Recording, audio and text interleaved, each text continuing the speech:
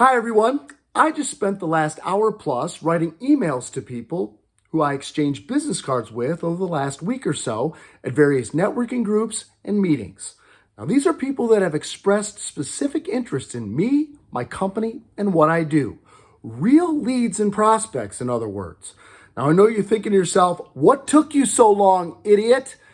And you're probably right. Now, in my defense, I will say I have been extremely busy lately, but that's still no excuse.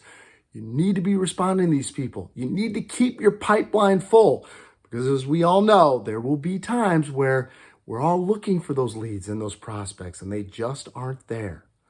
So keep that pipeline full, keep meeting people, keep making contacts because that is the best way to have sustained success.